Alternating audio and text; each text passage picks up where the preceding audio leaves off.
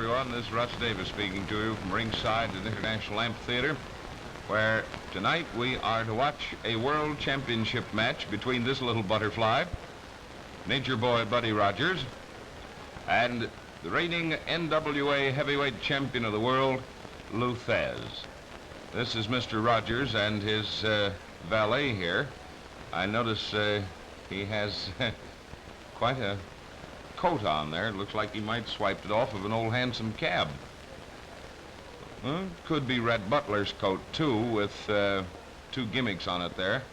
But our Mr. Rogers is a very vain, elegant, egotistical kind of a kid. He's meeting Lou Thesz.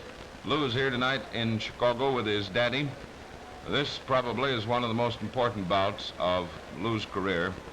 Even though this nature boy, Buddy Rogers, is somewhat of a sartorial show-off, nonetheless, he is still a very dangerous guy. He has used and developed a pile driver type of hold, and here is Lou Thesz, and here's the old Manasseh Moeller himself. Let's get a load of his introduction. 29-pound Lou Thesz.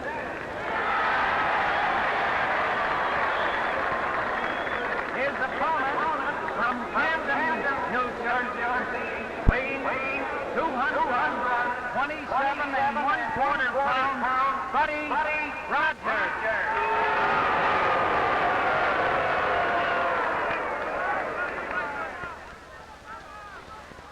Okay, well, the boys have been called to the center of the ring and are being given the old Yahoo instructions here by Jack Dempsey, former heavyweight champion in the boxing world of this dear old universe of ours. This boy Rogers is a lad from Brampton, New Jersey. As I say, he's tough, he's got a wonderful physique, and no mother, he does not wrestle in all of that jewelry business. He'll get rid of that in a minute. He'd be a hard little boy to wrestle. Say, he has zippers on it. This almost amounts to well. Looks like he's been to Minsky's a couple of times.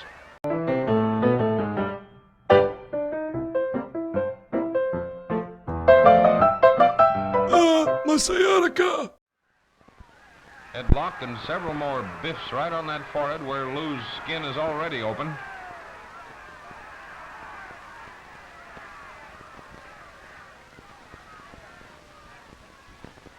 See there? Doesn't amount to much, any one of those blows, but little drops of water, you know.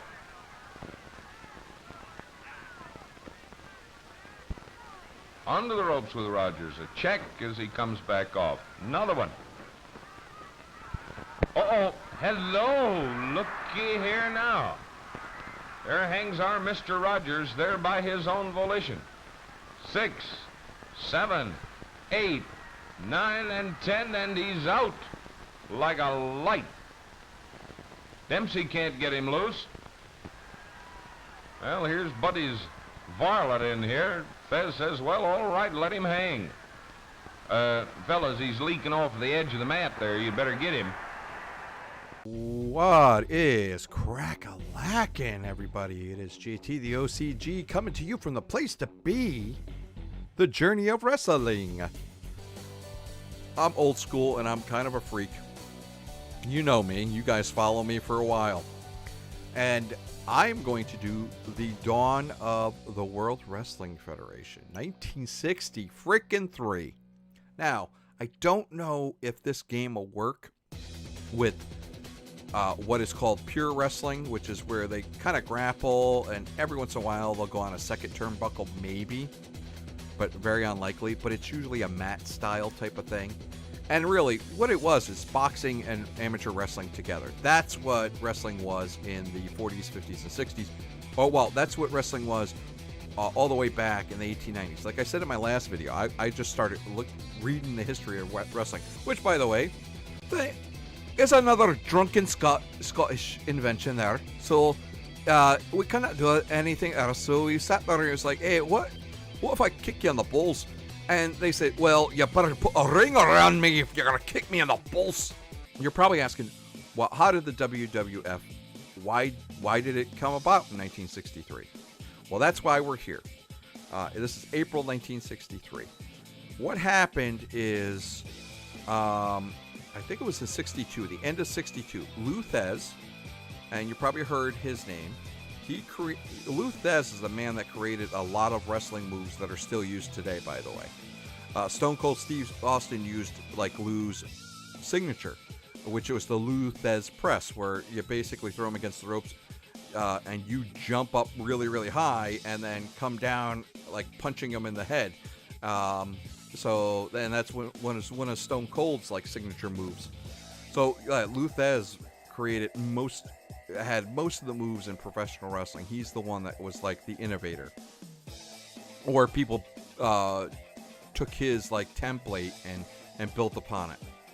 So Lou Thez, but he wasn't a draw, right? So Lou Thez was not as popular as Buddy Rogers, especially in the Northeast, New York, Pennsylvania, Maryland, Delaware, and of course New England, whereas Maine, Vermont, New Hampshire, Rhode Island, Massachusetts, and Connecticut. Those areas right there, Buddy Rogers, and Canada, Toronto and Montreal, Nova Scotia, Canada loved Buddy Rogers as well. He was the more popular one. So Lou Thez beat Buddy Rogers, and three of the promoters up there, Toots something or other, Vince McMahon Sr., and another guy who was, I think, more of the Maine and Nova Scotia guy. They got together and said, well, we're just going to create our own federation. Because before that, the NWA, the National Wrestling Alliance, they were broken into territories, but these territories were all under the umbrella of the NWA. Yeah, not NWO. For life. Wow, wow, wow, wow. No. And they came from those old timers, Hackenschmidt and Ed the Strangler Lewis and those guys. That came from those guys. So, that came from those guys, and it became the NWA. And then you have the NWA South, you have the NWA Florida, all this kind of stuff. I remember I did E-Feds when the internet was starting, and E-Feds, we would write the matches, we would book the card, we would write the matches, and we would write promos for our wrestlers. And that's where I get like the New York Assassin JT Fringe, who, by the way, it also has an IMDb page. Anyways, but the New York Assassin JT Fringe, he came about with that E-Fed. And I was in the Canuck Heat Zone or something like that. I was in NWA Alaska. So Alaska was split out. We didn't have that. And then you had like the Northwest, which was the Pacific, which was Oregon, Montana, Washington, Nevada, Idaho, right? And then you had California, which was all by itself, California wrestling, and all that kind of good stuff. So they had that kind of thing, and it would have been really cool, and maybe is something that wrestling will go back to, are those like little sectional territories. It'd be better than what they have now. I mean, what they have now is kind of boring, isn't it? Anyways, so those territories would have their own little champions, but the NWA World Champion would be above all of those. So you would have these guys from territories. If they were big in the territory, they would face the NWA Champion.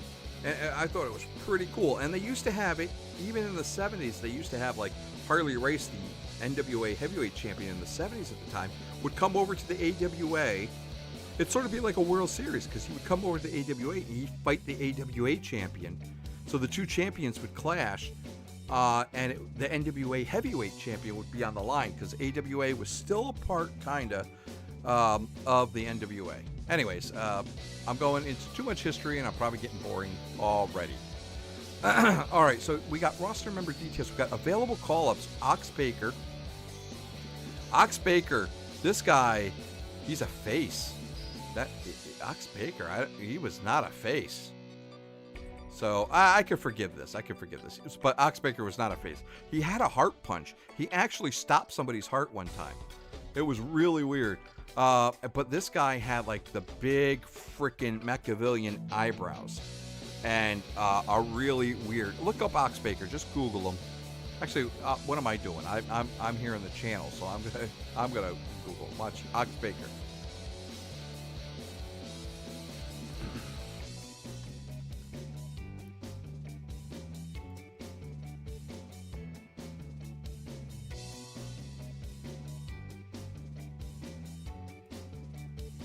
All right, there's Oxbaker. Look at those eyebrows. Look at that freaking beard. So, this guy was something else. And then you can see him. He was a lefty, so he's got that heart punch.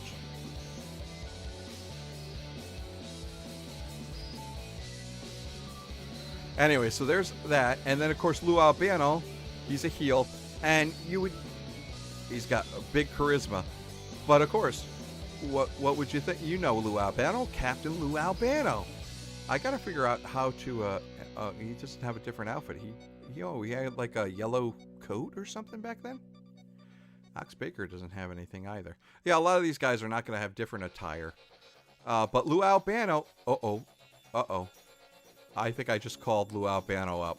All right, not a big deal, not a big deal. I was going to call Lou Albano probably before Oxbaker anyways.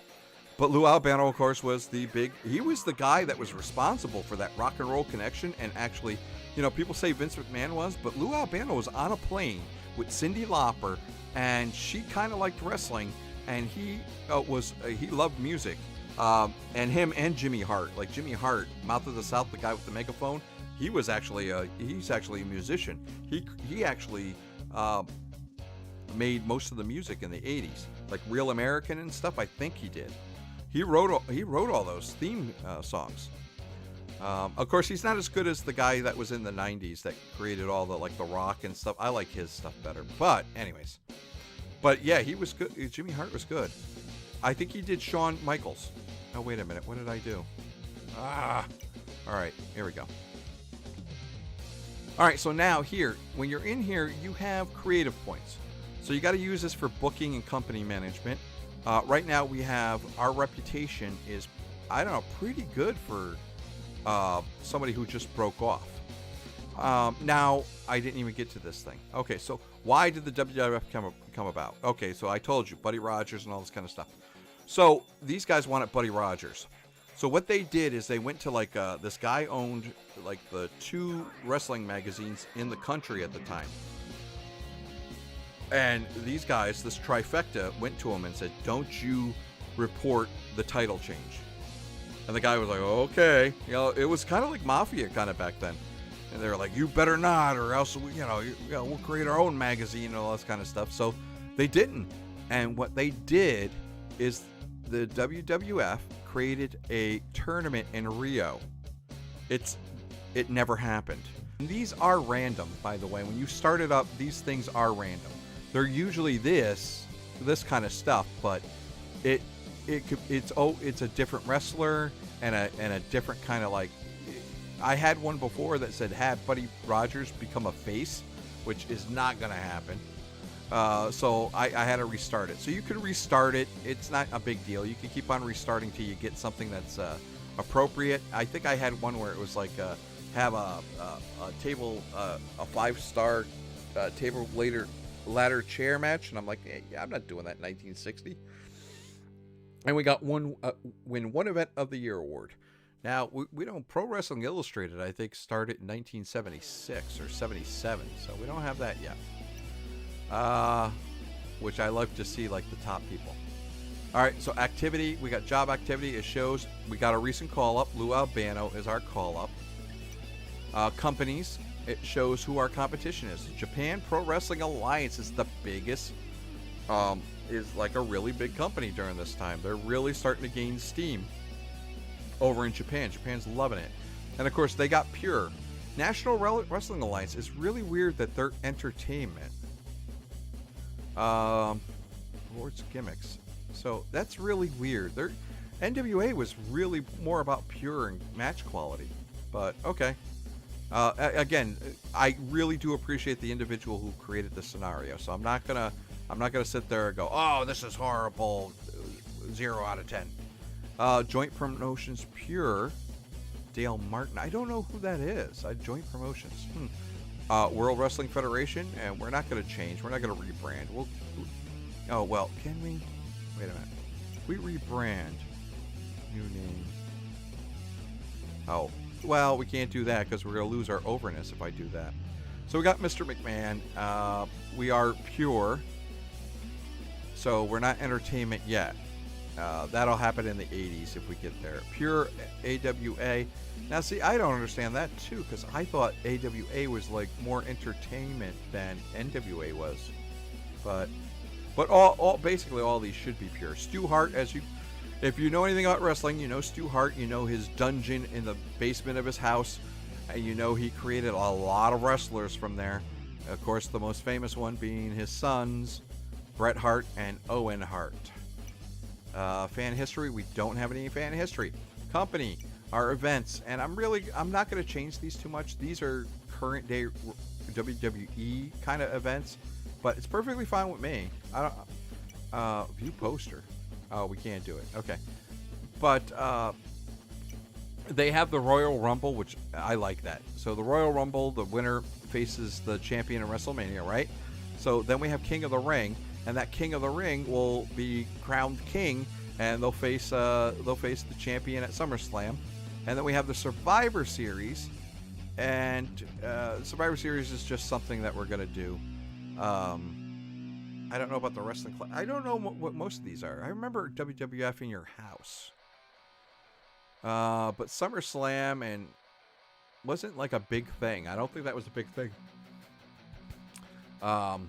Back in the day. I don't know if it's big now. Feuds. This is feuds. This is this ups gimmicks. This ups match quality. And you always want to have a couple of feuds in your federation in order to get the fans excited about it. Then we have titles. All right. Now we have the WWF, which is the Worldwide Wrestling Federation World Heavyweight Championship. No one has ever held this title yet. And it is vacant. No title changes. This our first champion. I'm going to tell you right now, our first champion, I'm going to be semi-realistic. Our first champion is going to be Buddy Rogers. He's a good wrestler. He's got charisma up the butt. He's got good match quality. He's a heel, so people want to hate him. And our biggest overness guy is Bruno Sammartino already, and we want Bruno Sammartino to build up some hype, so that when he wins that championship, all of a sudden we are going to take a step forward and start competing with NWA and New Japan Wrestling really well, hopefully grabbing some of their good talent. We have the WWF United States Tag Team Championship. Now, this is not the World Tag Team titles that they have. Well, they have like what do they have? They have like three tag team titles now, and they don't even have enough people for 3 tag teams. So it's really weird why they would do that. Now, this is not the World Tag Team title. This, as you can see, as you see the United States, this was an offshoot of the NWA. So these guys were in the WWF, or in the Northwest Territory, or Northeast Territory, when McMahon and the other 2 guys broke loose as promoters and created the WWF. So these are technically still NWA titles. And again, to make peace and to not like shock everybody and upset the apple cart too much, the WWF was still saying that, oh, we're still going to be aligned with you, but we're going to create something where we got our own champion as well. That wasn't the case, and of course, like I said, it was a lie. But that's why they have the United States Tag Team. These were retired at the end of the 60s, I believe. And right now they got Buddy Austin and Great Scott. I don't know Great Scott, but Buddy Austin was one of Buddy Rogers' friends, so he had an entourage of wrestlers that he'd bring with him. That's why Bruno Sammartino didn't like him, because Bruno Sammartino said Buddy Rogers was a con man, and he'd bring his friends, and they go into a territory, and the promoter would have him, and Buddy Rogers, of course, would build it up, and then he'd leave for another paycheck, leaving the promoter sitting there going, well, what do I have now? And then slowly his territory, the fans would get upset and pissed and go, well, you don't have good talent anymore, right? So Buddy Rogers would just go hop from paycheck to paycheck. And there we have the United States Heavyweight Championship, and again, this is the U.S. Heavyweight Championship. This was retired for the Intercontinental Championship, I believe, in the early 70s. And I don't think Bobo Brazil had the Intercontinental Championship. That's for a young man that should be around. I don't know if he's a young man, but I think he's younger than Bobo.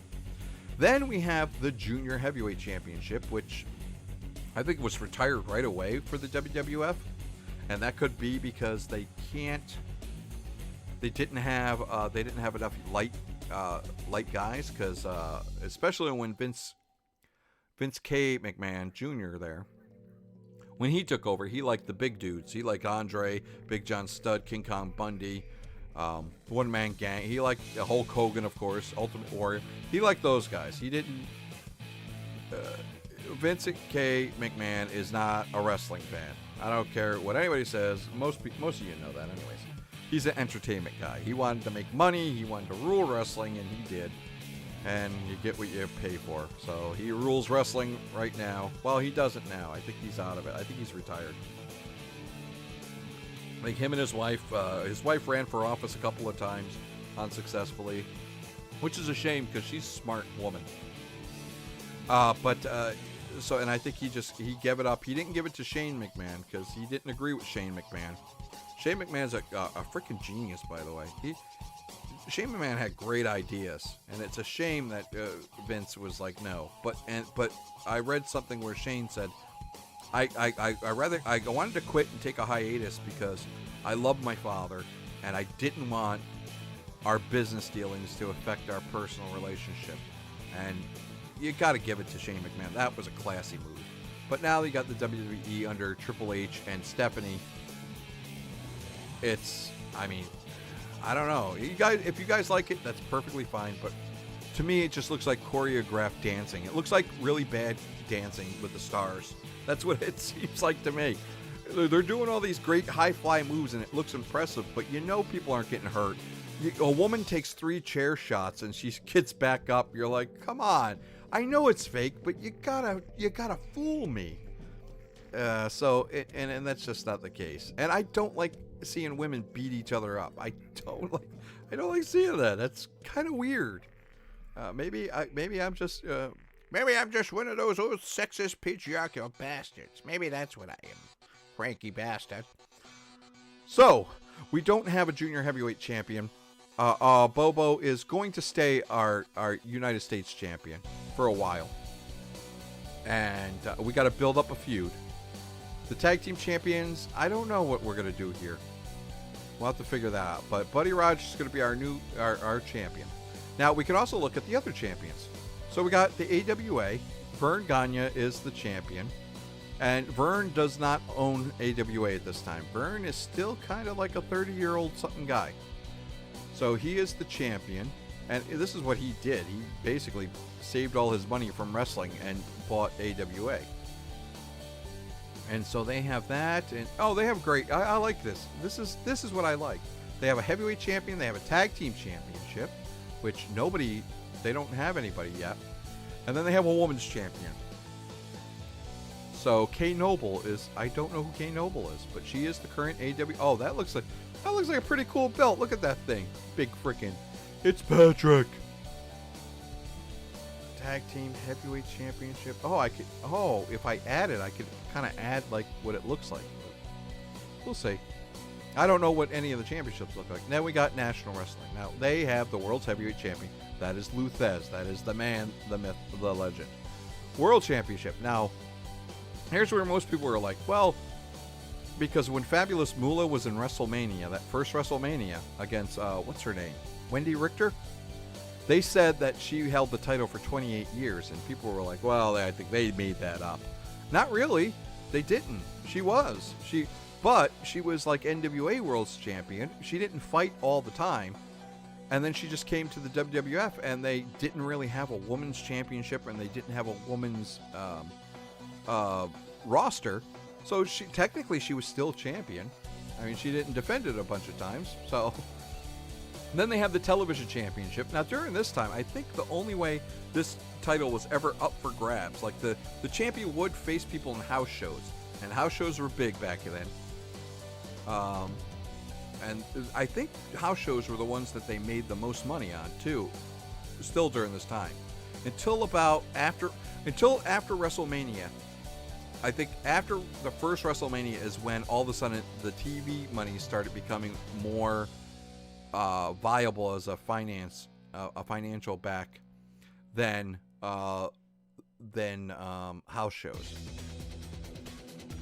Even though they still continue to do house shows up until 2000, I think.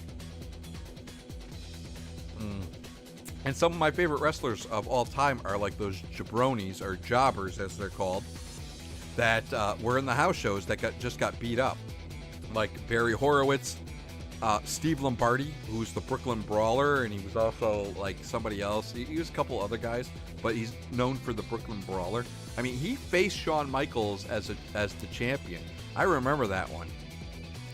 He was like 25 years in the company. He finally got a shot at the world title. And Shawn Michaels, bless his soul, actually sold for the Brooklyn Brawler. It was great.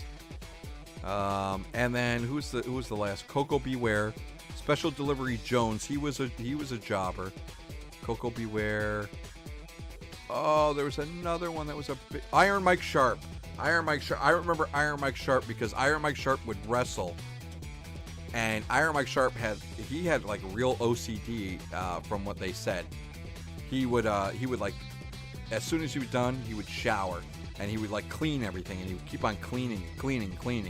He needed everything to be freaking clean. So Iron Mike Sharp, he's the guy that had like the forearm brace that was loaded up with like a steel rod apparently, but it wasn't. And so, and he was second, and he was mostly known, even beyond that Iron Mike with that pad, he was mostly known for going, like in the ring. He would just grunt all the time. Like he'd get up, he'd hit somebody. You can hear my Iron Mike Sharp. Sort of like what the Barbarian, I think, was the one that was like, huss, huss, huss. So... But yeah, Iron Mike Sharp would just be like that grunter. Tag team champions, the Kentuckians. I don't know who those guys are either. Junior heavyweight, Danny Hodge. Danny Hodge during this time is the world famous Danny Hodge. He is the man, the myth, the legend when it comes to cruiserweights. And so I won't be able to wrestle Danny Hodge from them. But we'll have to see. Well, I already did some due diligence here, and I looked at like who the weights of people, which I also in the Discord and under suggestions I asked them to please show me the weight of the wrestler, and I'll show you exactly where that is. And see, so Stampede Wrestling, they got the NWA Canadian Heavyweight Champions. See how that goes? So you got Stampede Wrestling, but you have that as well. And I think AWA kind of split off too. Yeah, so they got AWA World Heavy. So they during this time also split with NWA. I didn't really know that. But Stampede Wrestling still is part of the NWA, so they have that, the Canadian Stampede North, and then they have their own champion. See how that goes? But because they're part of NWA, the NWA title is higher than their own Stampede champion. And I thought that was always so cool. Wrestling International Tag Team Champions. So this is also weird. Why is it international? I don't know. Mid-Heavyweight Championship. Maybe this is what they call their cruiserweight. Japan. Let me see. So they got Dozosian. I don't know who that is. All Asia. Oh, so he's also the All Asia, and he's NWA International. Yeah, that's why All Japan Pro Wrestling was getting big, because the NWA during this time, the 60s, went over there, and now they have NWA International, NWA Canada, NWA Florida, all those kind of things. Gotcha. Taya Noboro. So these are probably Japan legends that I do not know about. I'm sorry. British Heavyweight Champion Billy Joyce. Oh, British. Okay, so joint promotion is Britain. So maybe you guys over in Britain know who that is. Know who these guys are. Tommy Mann. Lightweight. Ooh, Jim Breaks. Ooh, so I got to get some of those guys. I'm going to have to look up their weight. The Black Knights.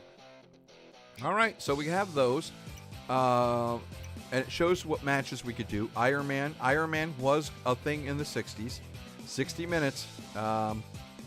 Submission, that was another one. Street fight, I don't think so. Tables, absolutely not. Hell in a Cell, no. TLC, no. I think this one was knock your opponent out for a 10 count. I think that was a match, a gimmick match back in the 60s and 70s. Casket, no. That's the Undertaker. He came. They started doing that. Brawl, no. That's like a hardcore thing. I don't think they had that until like the late 70s. Steel cage, I don't know. I don't know if they had a steel cage back then. I do know that started taking hold in the 70s. The mid-70s, I believe. I Quit. Not sure. Not sure. I know they had the submission match, so this is basically the same thing. I think they just called this something different. Starting in like the 90s. Or 80s or 90s or something, where they just were like, you're going to say I quit. Ladder, unsanctioned. Fight without any rules. No, I think that was like Attitude Era and WWE probably. Loser leaves. They did have these.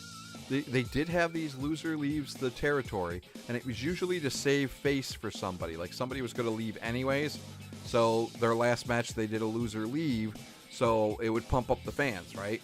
It would pump up the fans to want to see, oh my God, if this guy doesn't win, he has to leave. And he was going to leave anyways. So, Battle Royal, yes.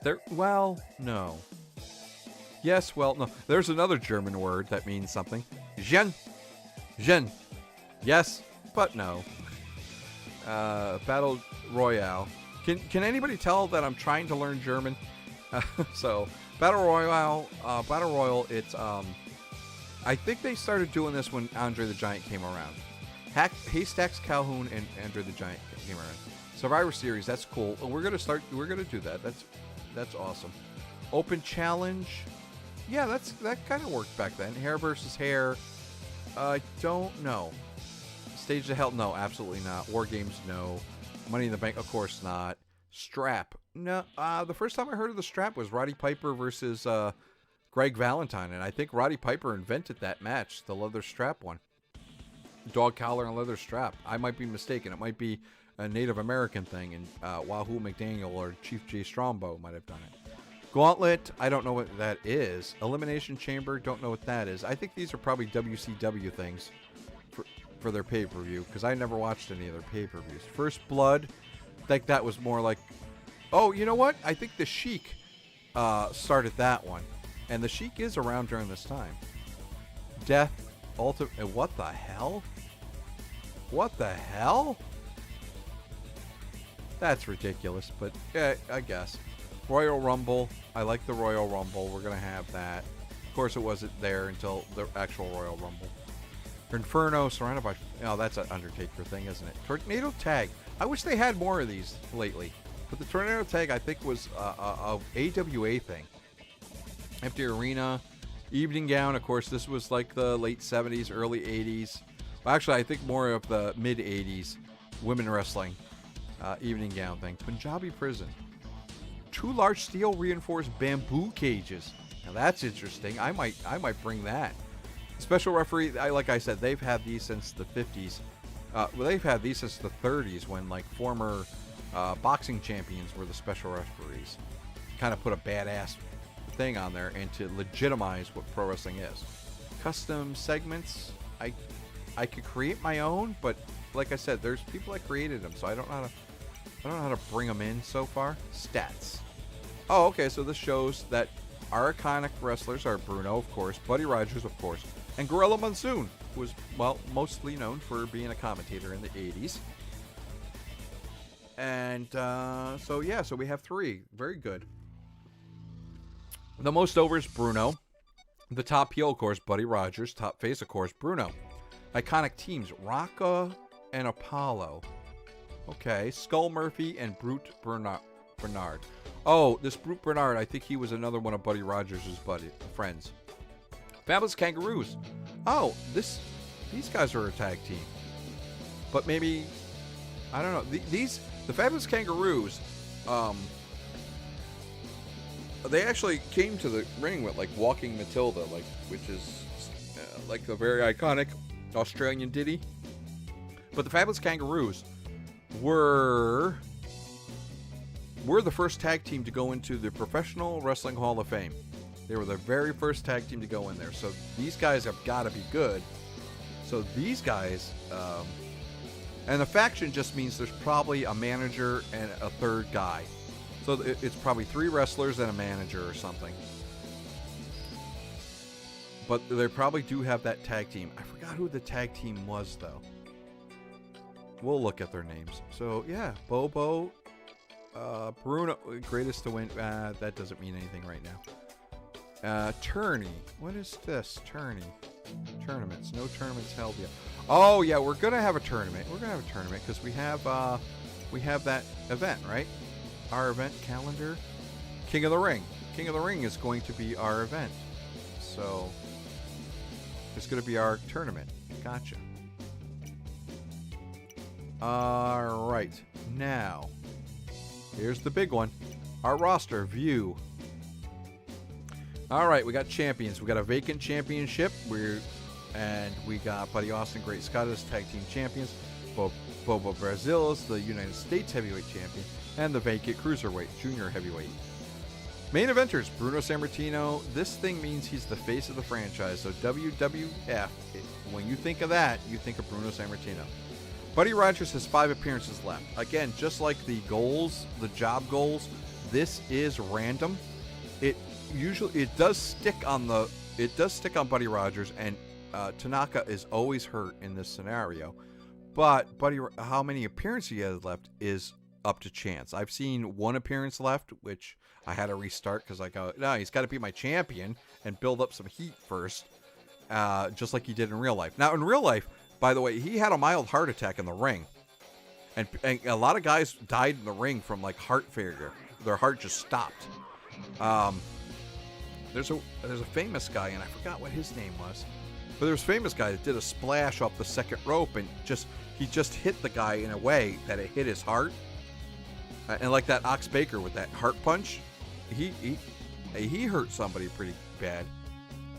And he got his reputation because he did that heart punch on somebody, and it wasn't his doing, but the guy died of heart failure. Anyways, so Buddy Rogers had a mini heart attack. Probably, I think, the 3rd time he defended the title as WWF champion. So that's when they were like, oh, well, you don't want Buddy Rogers to die in the freaking ring. That, especially when we, as much as McMahon was trying to make money, he wasn't heartless. His son probably would have said, die, so I get ratings. But his Vince McMahon Sr. is not that man. And so they didn't want him to die. So what they did is they made Bruno over on him far sooner than they wanted. And he pinned him in about, I think, under a minute, 48 seconds.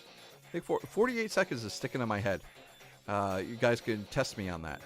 So 48 seconds in order to get Buddy Rogers, out to heel, and Bruno Sammartino as the champion.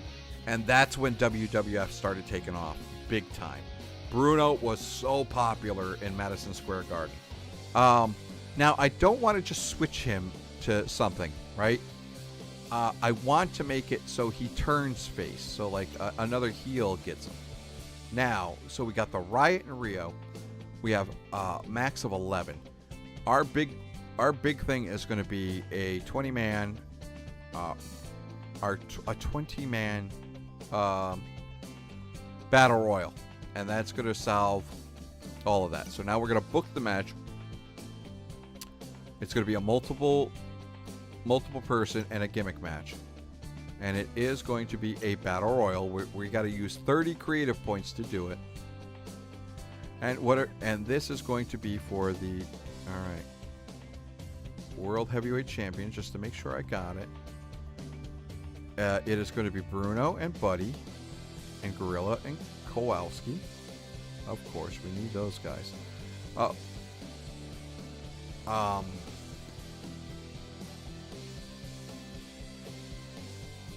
Bobo will be in it. I don't think we're going to do not 30, 20. So we do 20. So we have 1, 2, 3, 4, 5, 6, 7, 8, 9, 10, 11, 12, 13, 14, 15, 16, 17,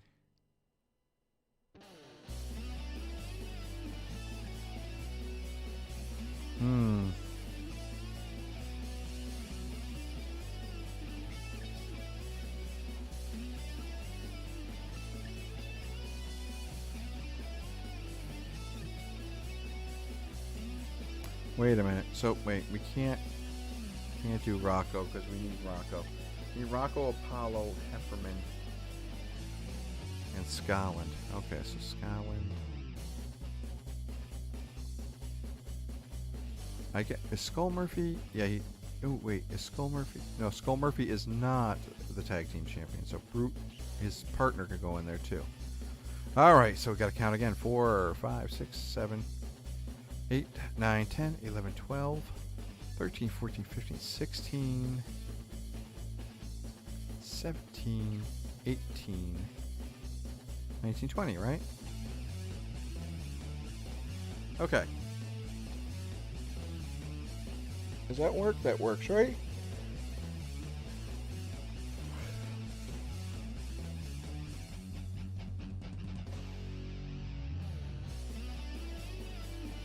All right, so we're going to book that for the World Heavyweight. That is going to be our main event. Now,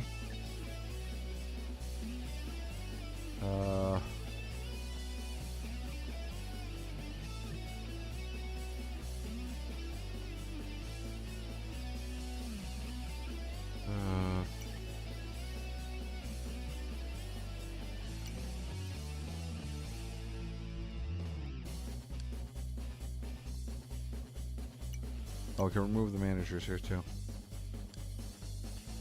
There. No managers in a battle royal. Okay, so we have 10 matches left. Oh, we have 10 matches and segments left. So we got a segment here, and what we're going to do is do single, and we are going to do a backstage interview with Buddy Rogers. And so we're going to book that one. He's going to do it right before then. Promo battle fight.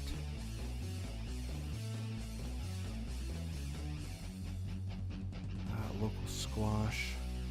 Mass attacker kidnapping. Unlikely partners.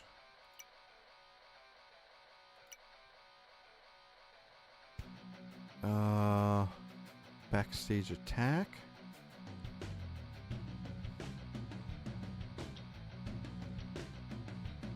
Villainize, build honor. Strip champion, laying down the law, suspend somebody. I quit. I don't know what that doesn't really say. Retirement gloat. Injury gloat. Trophy destruction.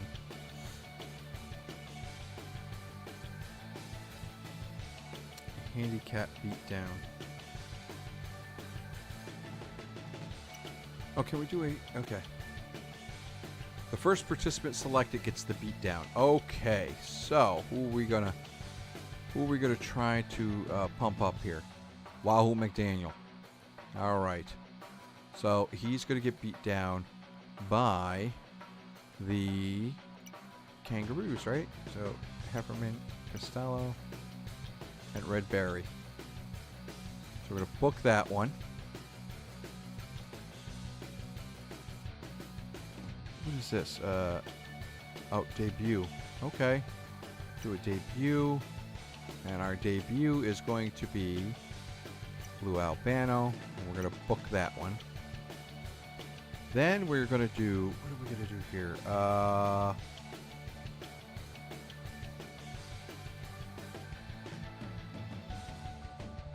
Another backstage interview. And this time I think we'll do Bruno with the backstage interview and book. Oh, we can't do more than 3?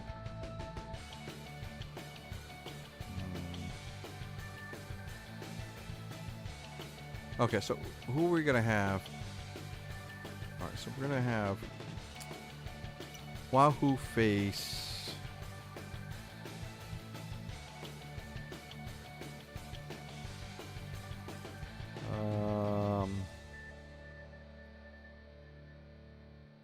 Johnny Roz. So we're going to book that one. No. I'm sorry. I want the segment. Okay. So, oh, it doesn't, they don't care. They don't care. So Wahoo, if you're in the Battle Royal, they'll still let you wrestle. They won't warn you. Alright, so Wahoo is going to face Johnny Roz. So then that's going to be there. Then we're going to put Blue Albano, and who is he going to face?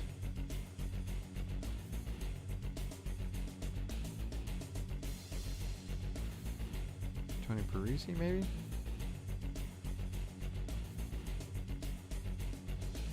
Oh, no, we'll make him face Blackjack Lanza. There we go. Hey. Blue Albano. Okay.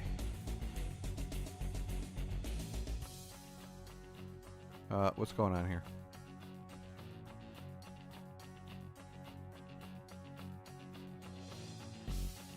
Oh, okay, there we go. Remove the manager. We're not going to have Blackjack go to the ring with them. Then, what are we going to have? Alright, we're going to have the tech. No! Whoa, dude, no. Delete that. We're going to have tag team. Here we go. We're going to have the champs go against... There, right? Okay. And we'll put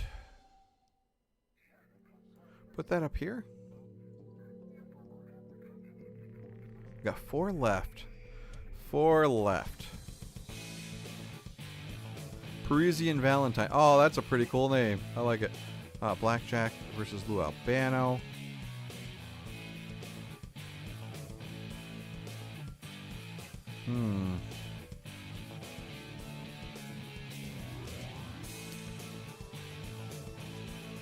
Alright, let's do our 4x4. No. Single. Let's do our multi. Can we do a gimmick match here? Let me see. Really can't, can we? Ladder. No, we don't want to do any of that kind of stuff. Alright, so no gimmicks. No gimmicks for this, but this one's going to be for the junior heavyweight. And it is going to be Rocco versus Apollo versus Scotland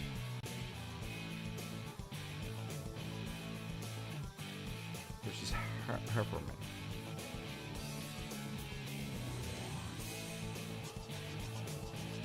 Where's Hefferman?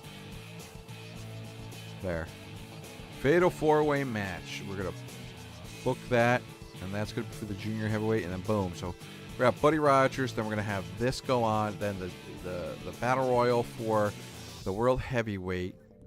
We have 3 left. Oh man. All right, this dude's a heel, so I'll have him go against Klondike.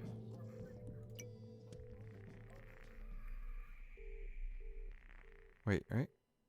Yeah, him versus Klondike.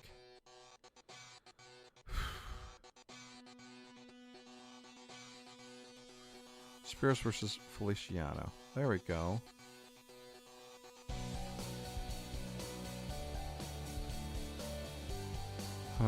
One more. So we have the 1, 2, 3, 4, 5, 6, 7, 8, 9,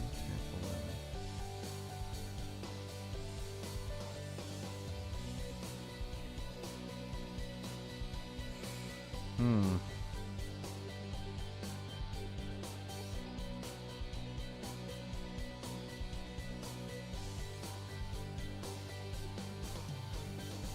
All those guys are good, so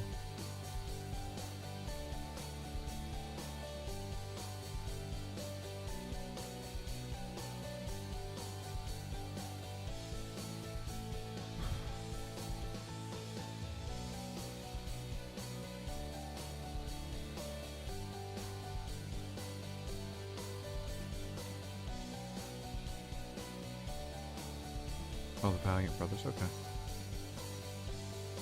So let's put Costello, who's part of the Kangaroos, versus... Who are we going to...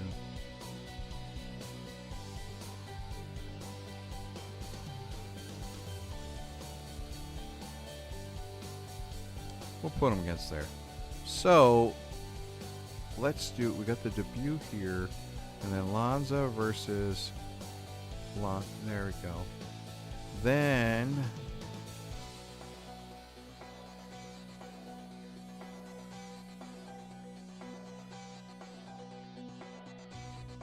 we'll put the... Alright, so then we have Dr. Jerry Graham versus that. Okay. Alright, so Lanza versus Albano. Okay, so Albano's going to do that. Graham versus Costello. Then the Valiant Brothers are jabroni, so we can't put that too high. Oh, shoot. There we go. Wait a minute. Boom. There we go. Feliciano versus Spiros Arion. Like, if I do a debut here, this is going to be like Albano talking, and then he walks right to the ring, which is probably about 10 feet away. That's how it was back in that day.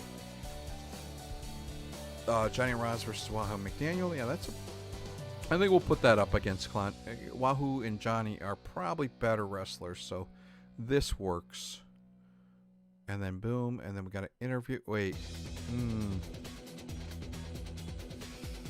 Alright, wait a minute. Okay. We'll put a match in between. We got to put a match between the interview there. Okay, I think we're good.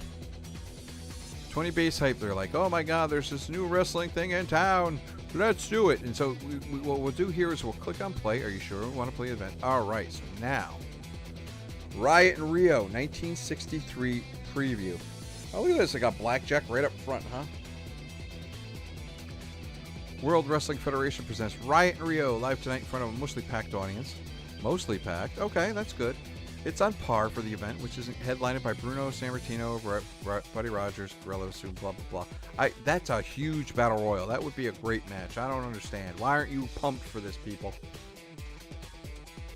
One of the most anticipated matches of the night is Buddy Austin and Great Scott versus the Valiant Brothers for the United States Tag Team. Antonio Rocco versus Scallon versus Hefferman versus Argentina Paulo for the Junior Heavyweight, and Spurious Arion versus Miguel Feliciano. Okay.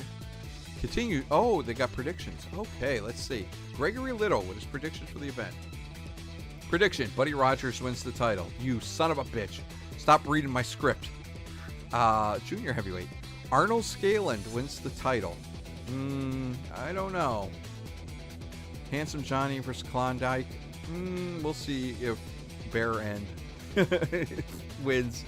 Wahoo versus Johnny Ross. Okay. Graham. Costello wins versus via DQ. Okay, Buddy Austin, they retain. Spurious Arian wins versus Miguel Feliciano. Well, you got that right. And Lou Albano wins. That's exactly what's going to happen. So you guys got that. I'm going to download this one. Download that one down to my desktop. Because it is the beginning. It is the beginning of everything. So we're going to continue. All right. Plus, now, here's this segment. We're waiting to debut a new superstar. It's Lou Albano. Lou Albano is here. The fans are on their feet as they cheer him on. Holy crap, that did so well. 4 and 3/4 star. So they like him. They probably like to boo him, but it's okay.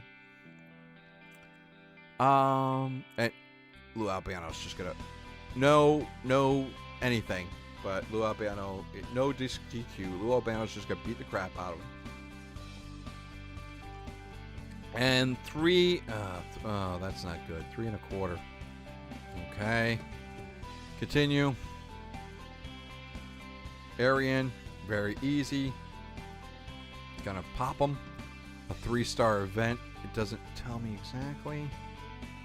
I mean, Arian is getting a little pop here, so that's okay. So continue. We got Buddy Austin, Great Scott. They are faces, and they are going to go against the Valiant Brothers, who are heels, young heels. Okay, so that's probably why they're jabroni. They got listen. You got to take your lump, Valiant Brothers, and when you do, I'm gonna build you up, baby. You're not gonna be jabronis forever. And this is an easy one. Ooh, the prestige went up. Prestige wait, what? Why? Maybe it's because they went against jabronis, but come on, man. This is my first. Yeah, come on. I mean, relax. This is our first pay-per-view. Sort of like a pay-per-view, but there's no such thing as pay-per-view back then. I don't even know if there's closed circuit back then. Now, we have that.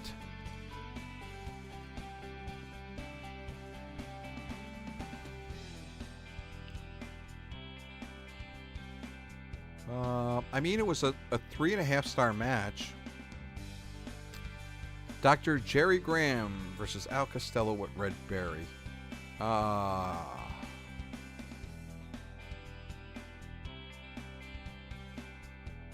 Dr. Jerry Graham is going to beat him. 3-star match. Not very good. Okay. Sucks. Ultra Australian Al Costello. Johnny Ross, Wahoo McDaniel. Okay. Now.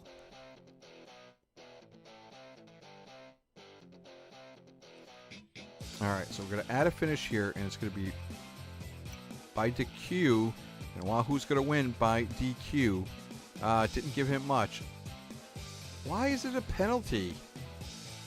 Look at, we have, oh, it's 2 and, oh my goodness, that was a shitty match. That was a horrible match. And so he gets out, and Wahoo McDaniel pops up over a really crappy match, and then they beat the crap out of Wahoo McDaniel until they get pulled off. And that's only 2 stars. Well, there goes wanting to get a feud between Wahoo McDaniel and Ray St. Clair.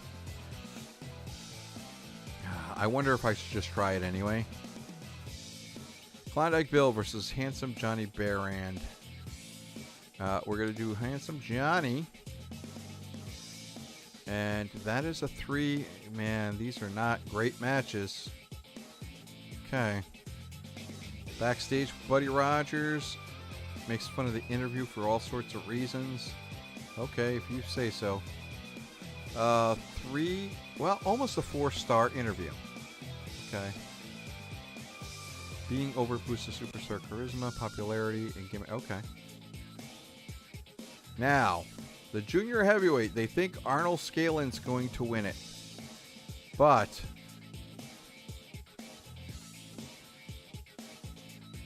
I am going to put 25 Apollo, 41 heel. Ooh. I'm going to give it to Red Hefferman. Ooh, oh wait a minute. Should I give it to one of the tag team guys? That would be some nice tension now, wouldn't it? That would be some nice tension.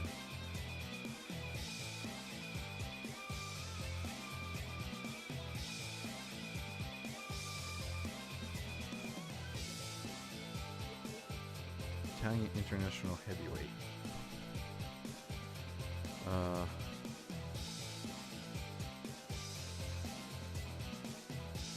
Popular 640.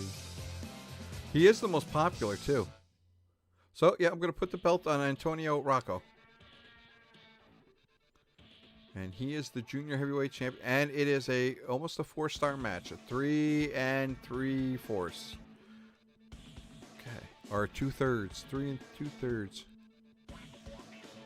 So now I can set something up with Apollo and Rocco, because Rocco's a heel, and Apollo's a face right now. So, and Rocco's on his way out. He's 41 years old, and Apollo's just getting started. So I think that's a really good push. Scalen is, he's up in the age, so they could kind of fight amongst themselves for like cruiserweight kind of things. But I really think, I really think this is going to come to blows with Rocco and Apollo. I think that's what's going to happen. Their tag team's going to split up. Okay, so Buddy Rogers is going to win this. The Nature Boy, Buddy Rogers. And it's, oh my God, it's almost a 5-star match. Ernie Ladd entered at number 1. Bruno Sammartino entered at number 2. Buddy Rogers entered at number 3. Great. So that was Buddy Rogers and Ernie Ladd beating the crap out of Sammartino.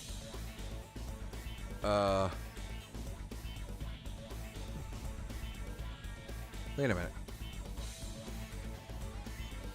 This isn't like a Royal Rumble. This is a Battle Royal. So everyone should have been just in. That's the thing. Everyone should have been in the ring at the same time. That's how a Battle Royal works. The Royal Rumble is where people enter at numbers. That's the difference between the Royal Rumble and a Battle Royal. Okay. At least that's what I think. I don't know. It may have changed, but that's what I thought. So Buddy Rogers is now our freaking champion. 95 hype. Okay, it looks like we did pretty well. Skull Murphy and Brute Bernard have temporarily disbanded. Why is that? Oh, Bernard suffered an injury. Oh no, that's not good. And Barrand suffered an injury.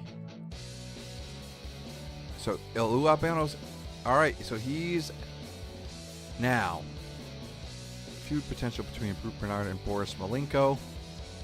Feud potential between Handsome Johnny Barrand and Klondike Bill. Do I want to make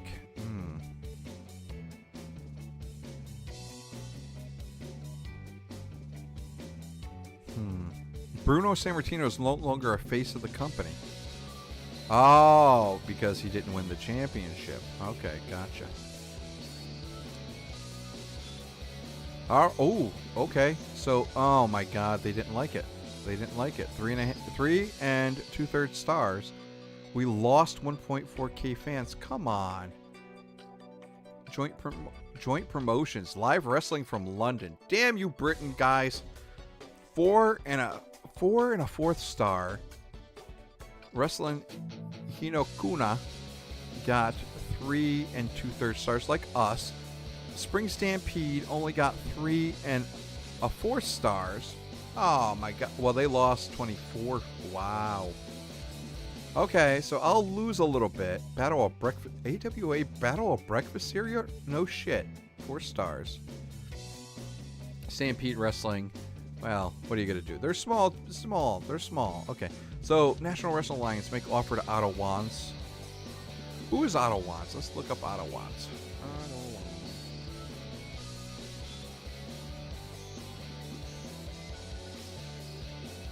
Austrian. Oh, I was going to say Australian. We got enough of those bastards. Whoa, 375, 6'2", 375 pounds. That's a big dude.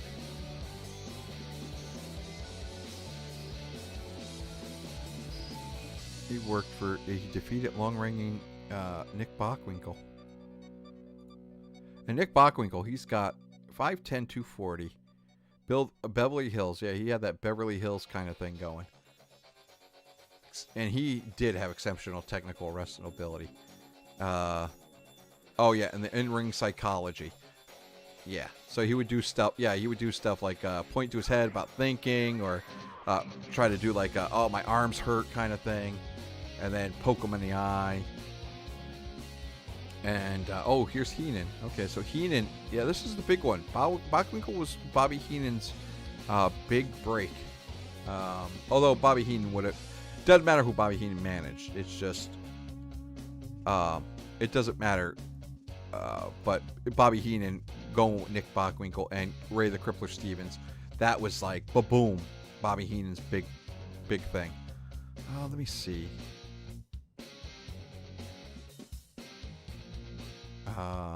Stevens attacked Heenan when the latter praised himself, failed to comment in Stevens during the interview. That sounds like Bobby Heenan. Yeah, Bockwinkel had very articulate wrestling interviews. 4, 5, 6, or 7. I would have this little dictionary with 70 or 80 words that I would always be perusing. I had it with me all the time. Automatically, some of these words just started coming to me in interviews because I was familiar with them. There you go. Perfect. Yeah, you look up some of Nick Bockwinkel's interviews. God, that guy was so good. That's why he was like... I wish he went to the NWA or something like that. But I could see where you can't have too many heels. So AWA had Bockwinkel as his heel. And then, of course, with these unification things, the WWF and AWA, it's always like a double count out or double DQ. They never unify it because you can't do that. 1,716 days was Bockwinkel's first reign. And Vern Gagne, of course, now being an old geriatric, beat him because it was his wrestling federation. And it was awarded back to Bockwinkel. I thought you would do something like that to get like a major tournament. Infuriated wrestling. I guess it worked, but Vern Gagne was not Vern Gagne was great and he loved wrestling, but he was just not up to par when it came to be a promoter and all that kind of stuff. It was so bad.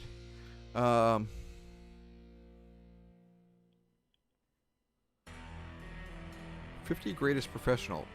Bockwinkel number 18. Yeah, no, I could say that. Yeah, Nick Bockwinkel was definitely top 20. Definitely top. I gotta do this. After I do this, I really have to. I'm gonna have to look that up. And tell me in the comments below, who do you think is the top 20 wrestlers or something? Who are your top wrestlers of all time? To me, it's definitely Bruno. Bruno Sammartino has to be in there. Nick Bockwinkel for me is there. I love Roddy Piper, but I can't put him up there because he really didn't do anything. It's like Curt Hennig. Curt Hennig was always injured. Roddy Piper was always going off somewhere. It's like I would love to say Roddy Piper. I don't think he cracks my top 20. It's a shame for me to say it because I have a Roddy Piper outfit. I have like the whole outfit. I even got like the jacket, man. But Nick Bockwinkel's one of mine. Ric Flair, Ricky Steamboat. Modern guys, it's hard for me to say with modern guys. Modern guys, when I think modern guys, I'm thinking Dean Malenko, Chris Benoit.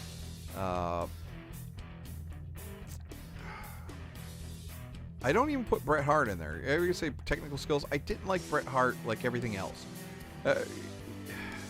I don't know. Maybe Bret Hart was really, really good at being just a whiny ass. Maybe that was his character. Okay, so Cowboy Bill Watts, Otto Wands. Angelo Poffo became the new NWA World's Heavyweight Champion at Spring Stampede. Whoa! So the NWA puts it on Lou Thesz, pisses us off, so we break off, give it to Buddy Rogers, and then they give it to Angelo Poffo. My God. That is something else. NWA, Nick Bockwinkel, a Duel of the Butcher. Wow, that is something. Von Brauner's, Kentucky is stank up the place.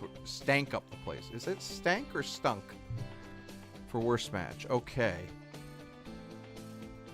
Year-end awards, like joint promotions. Bruno Ellerington and Billy Joyce in a great match.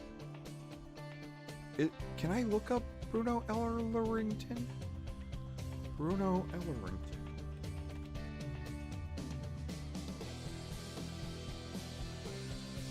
Say. Bruno Ellington? No. Bruno L. Ring Ton. Okay.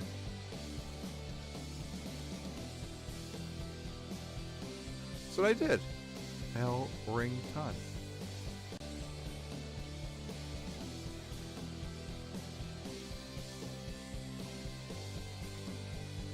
Okay.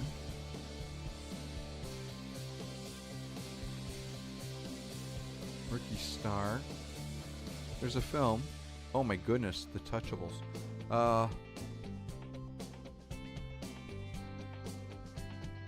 Ricky Starr. Well, I don't know. If anybody knows about British wrestling, let me know if these guys are like small dudes, because I need 2 more cruiserweights, I think. Is Billy Joyce?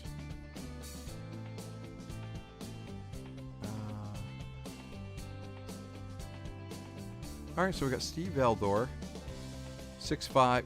Whoa, he's 6'5". Oh no, he's 6 and 1. All right, 1.87 meters. So he's only 6, but he is.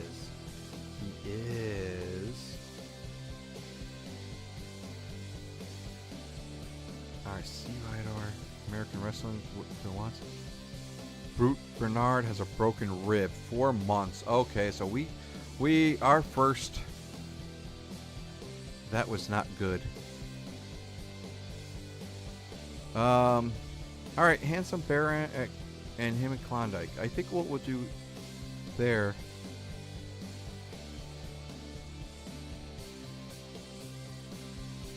Buddy Rogers spat in Ernie Ladd's face when he asked for a handshake.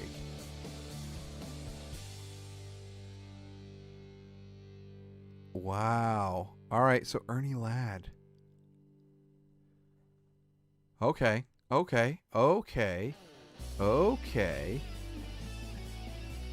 right, so. Goal completed. Buddy Rogers. So Bernard is 3 to 5 months, hip strain 4 to 6 months. All right, so.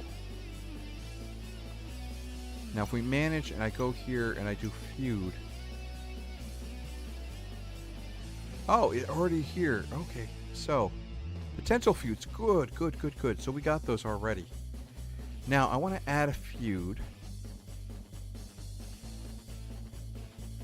And so it's going to be Buddy Rogers now, and it's going to be Ernie Ladd. So this is going to be the first one.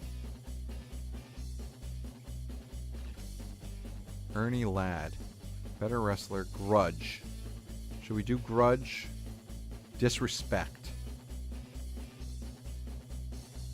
Disrespect. So let's create the disrespect one. Another feud is going to be Ray St. Clair.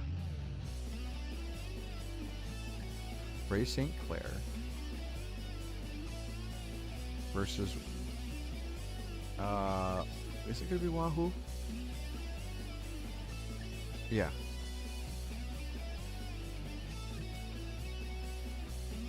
Headhunting. Oh, okay.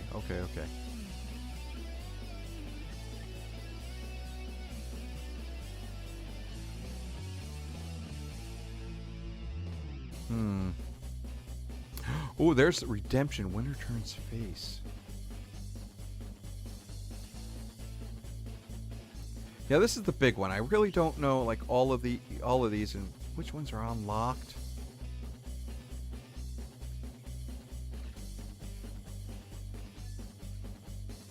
Best in the world. Oh, okay. So these are all locked because of other. Oh, okay. So I only have like this. Oh man. All right. So I could do randomize, goo fight. What the hell? Insulting the dead. Better entrance. Creeper. Toilet prank. What the hell?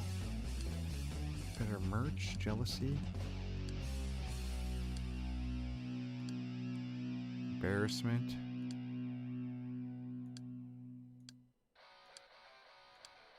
Patriotism, you are prude. Lover, hate. Creeper.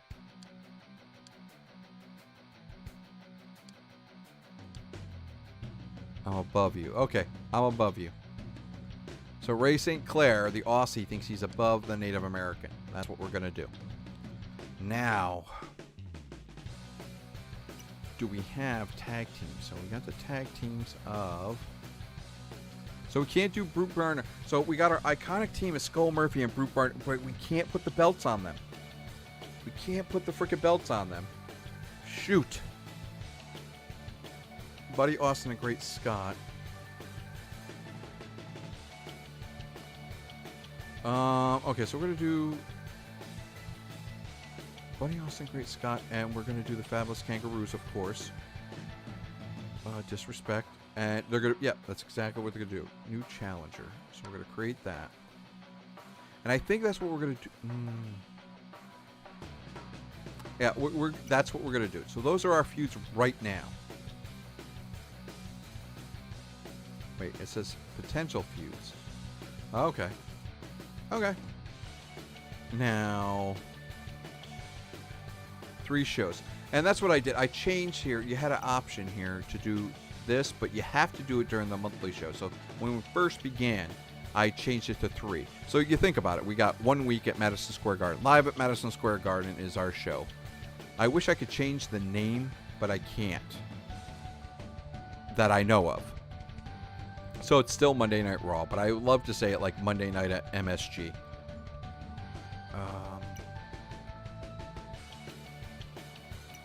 Wait, I probably could do this like rebrand, right? No. Oh, you know what we have to do though? We have to get somebody. Pedro Morales. Yes.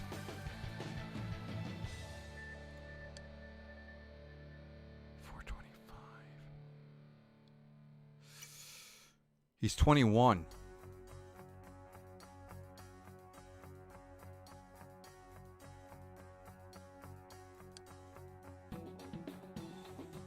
Make offer for 50.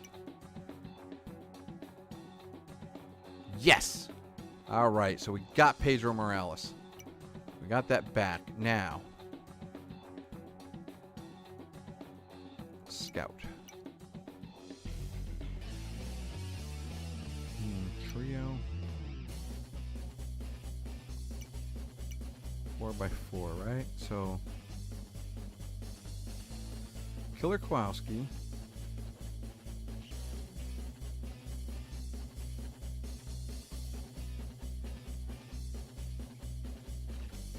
Boba Brazil and what, Parisian? Where's Parisian? Johnny Valentine and Johnny Parisi. I like how it highlights their tag team partner too. So we got those guys, and then they're gonna go.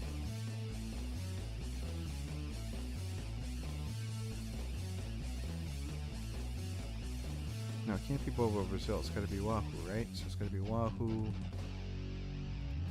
Daniel versus. There we go, and then Claire pops up here. Okay, great.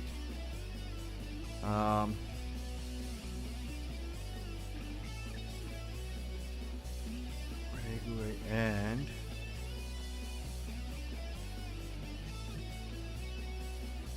Blackjacks. Yeah.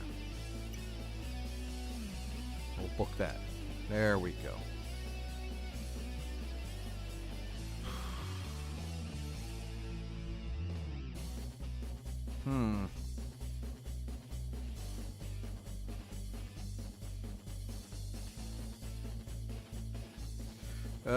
I don't know.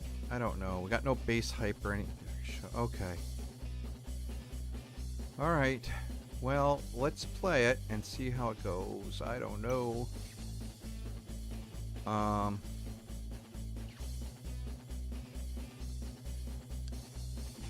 These guys are going to do a 3-star match. Sucks.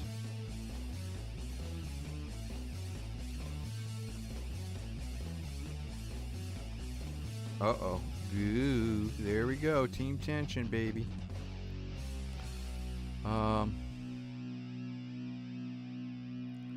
Now, I want the Kangaroos to win, but what are we going to do?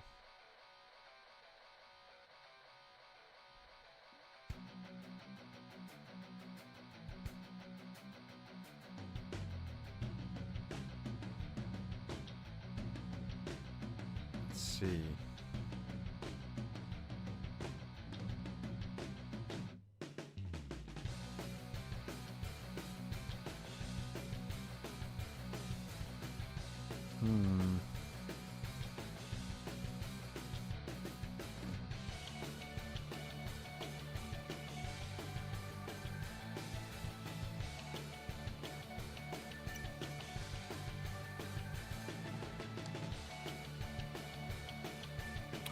Really? Every time you use DQ, like back in the day, this is what happened. There would be DQs and there'd be countouts, for crying out loud.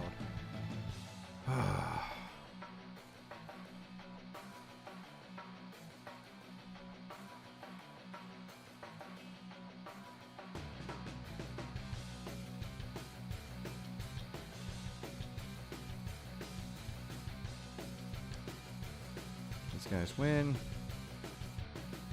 Crappy match. Jeez, man.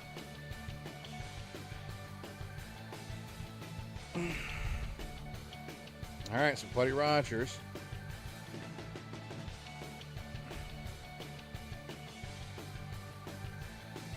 There we go. Good.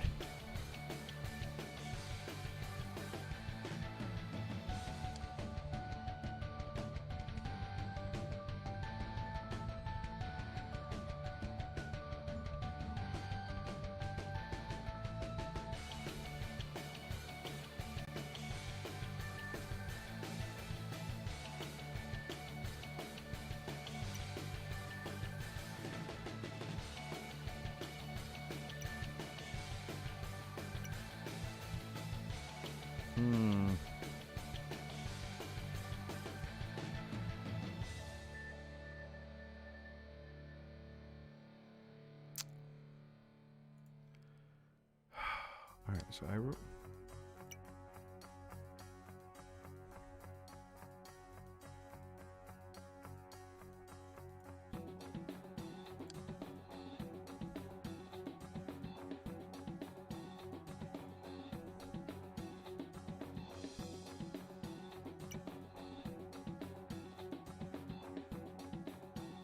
What the hell?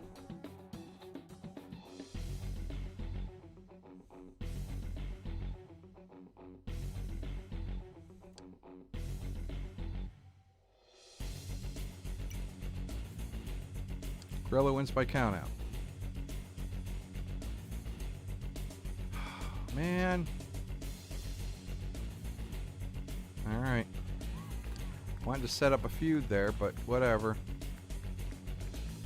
Don't know why that doesn't work. And we're up 400 fans. That was not as crappy as I thought it was going to be crappy, but it's still crappy. Japan is still great. NWA is going down. AWA is going. So we continue here. Oh, what the hell, dude?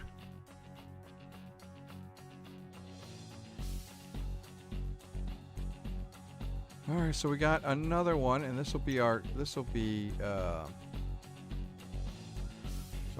second. So we can't really. Okay, so we got that.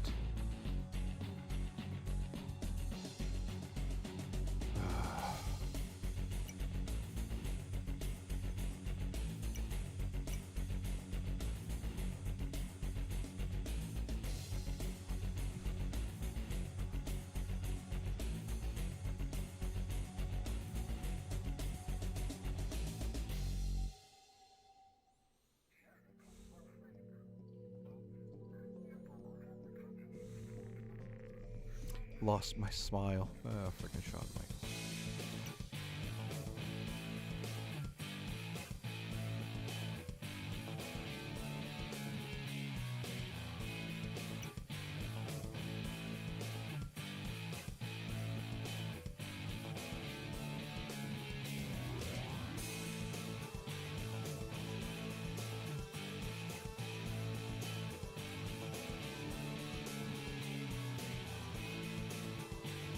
Um.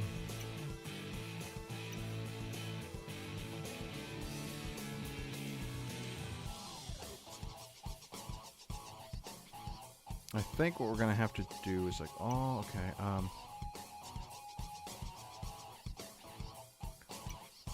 Company feuds. We're gonna do a feud.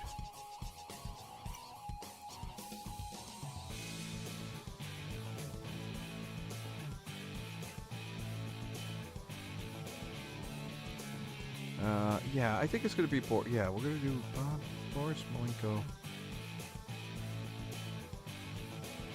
Bobo Brazil.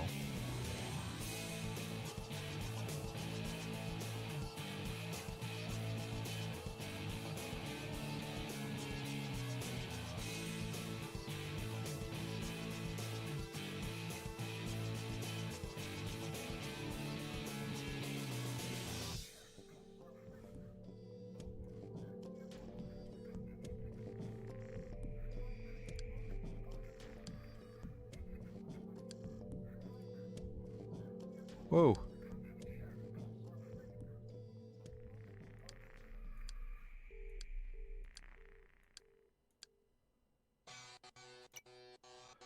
All right, add more for you. Wait. Superstar. Shall we go?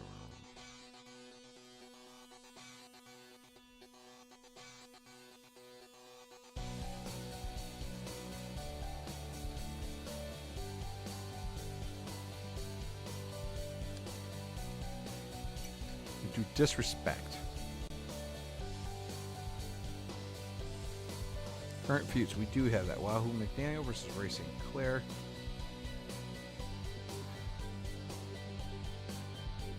So we got 7 left. So what we're gonna do, what we are going to do is now we book.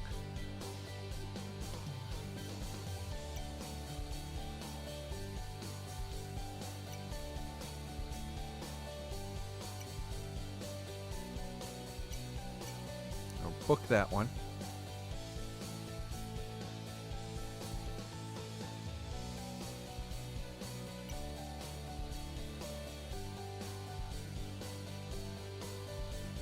Now we got Wahoo McDaniel.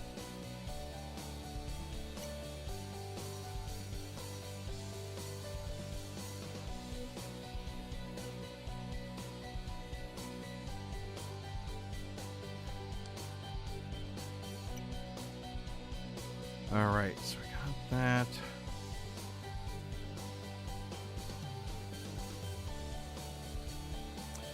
Killer Kowalski's back.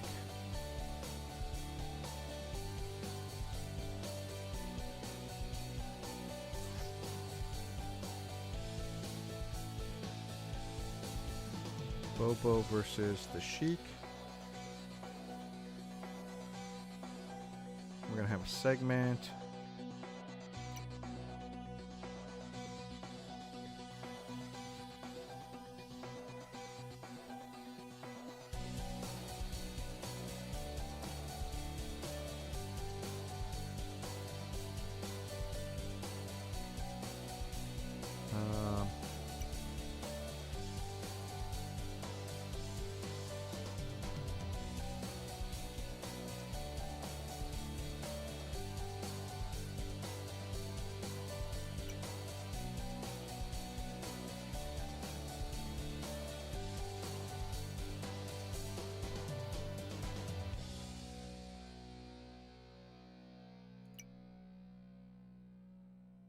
All right,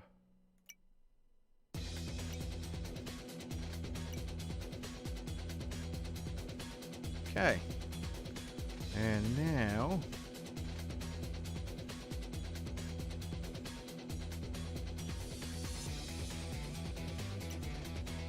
we're gonna have singles match Rocco versus ay.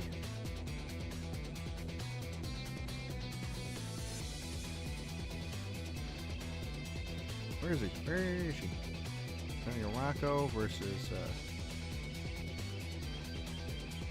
Arnold Scaling. Alright, so we got that.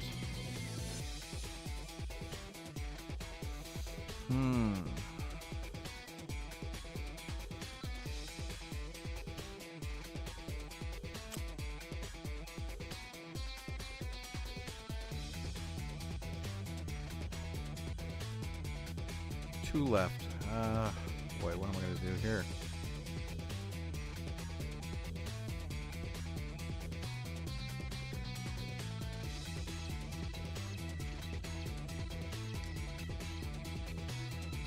Main event.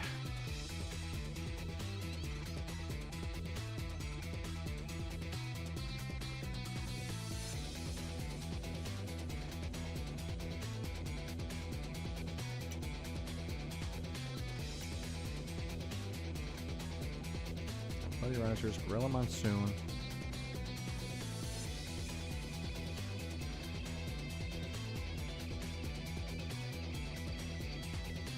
Five. Okay, versus.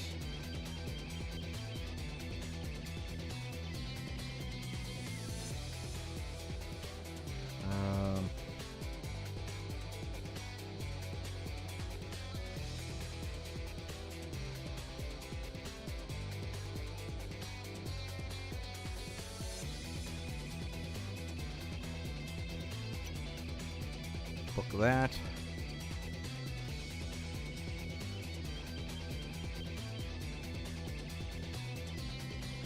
Zero left, right? Oh, crap.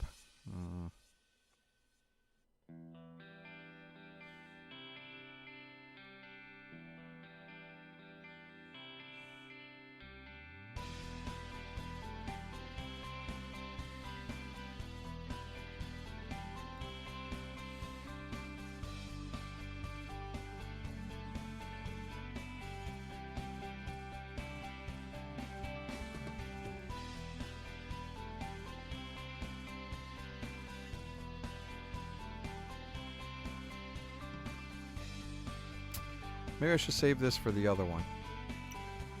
Delete that. Save that for next.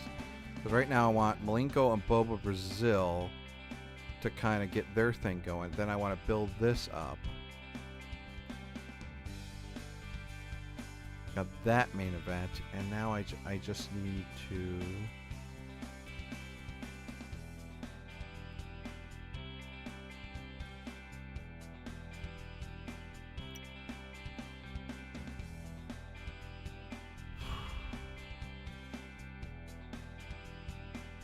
So I have Parisian Valentine, I have this, Skull Murphy, I don't need singles.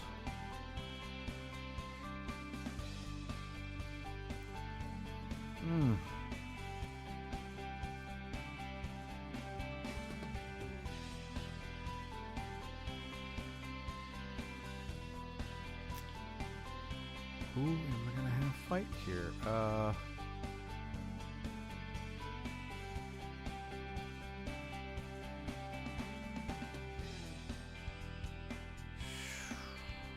Jerry Graham.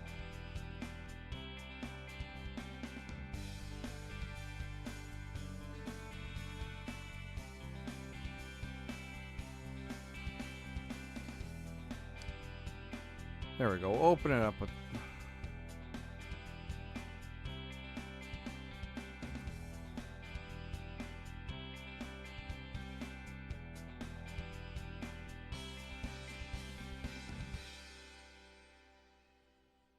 I don't know. I don't know. Yeah, we'll delete that. Darn it. Oh, we'll delete. We've got a tag team. Just do a regular tag team. So we've got Parisian Valentine versus... There we go. Start off. We got 0 left. All right, let's book this. 2 shows to the main event. Let's play it out. All right. So this is easy. Parisian Valentine. Gotta get some. Yay. Alright, so Jimmy Valiant is normal. 3-star match to open it up. What are you gonna do? Gotta add a finish. Distraction. Red St. Clair. Son of a bitch. Like every time you put a finish. My goodness. Why? That's a perfect thing. Like, freaking the manager distracts him. Wahoo gets... This is typical freaking wrestling, man. Alright, continue.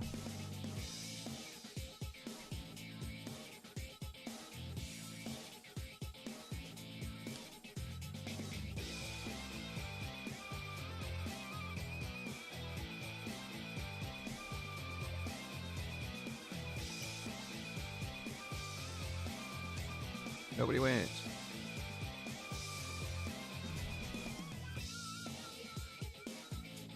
Alright, count out? No.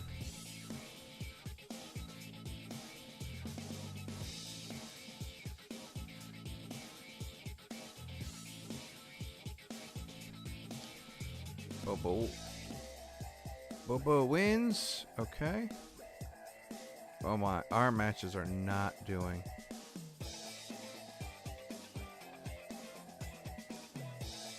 Forms the segment.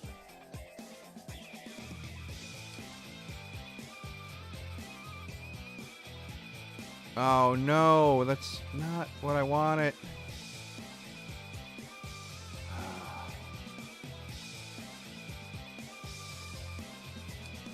Bruno wins.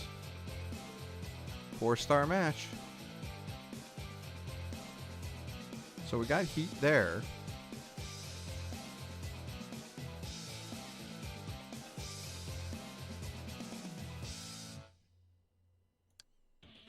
Ernie Ladd. Okay, so we got Ernie Ladd. Oh my god, our main event was nothing.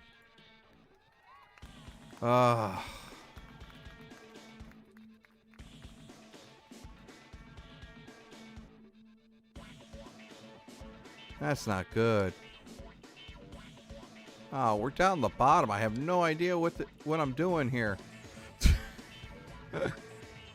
We got... Alright, so this is it. This is one thing to the main event. What are we gonna do? Manage our roster. View.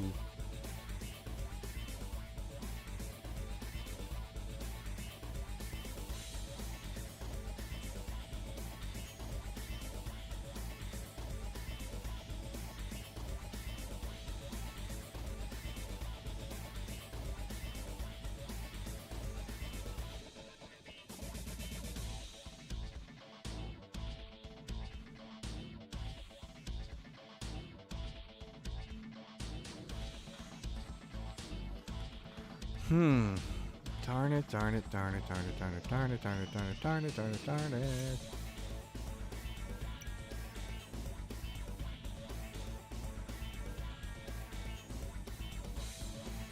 We're gonna add Bruno and Gorilla.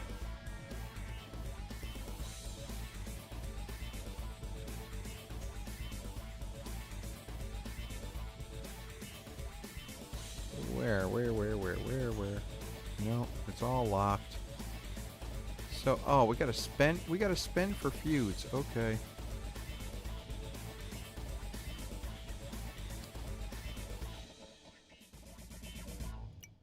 Alright, so we have that.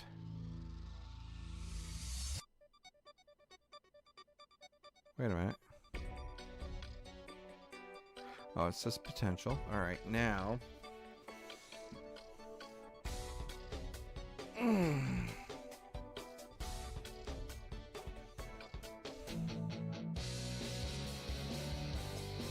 then we have to add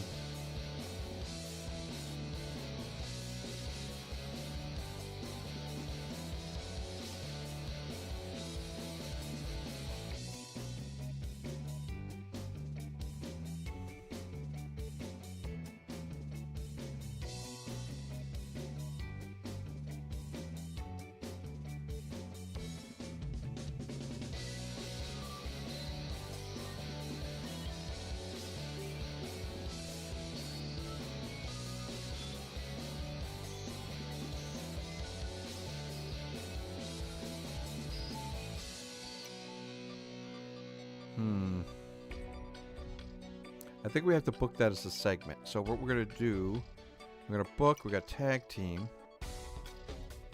Rocco and Apollo versus Famous Kangaroos. Now, what's going to happen here is a segment. Team.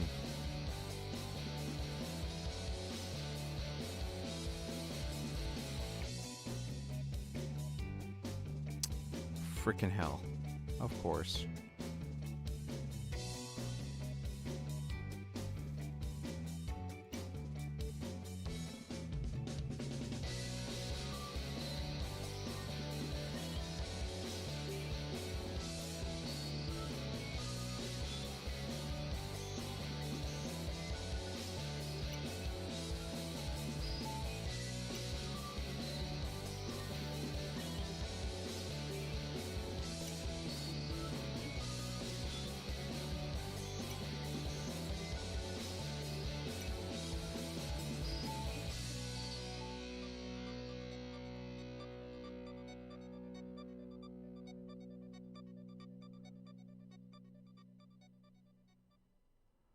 I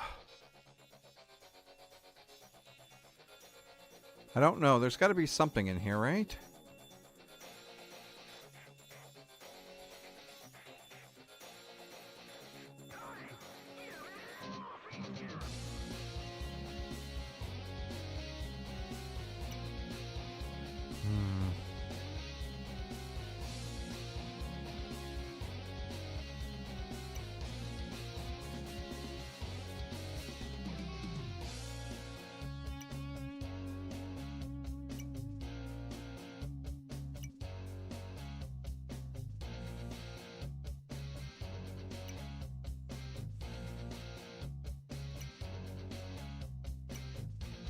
Alright, so I got a feud package. And I...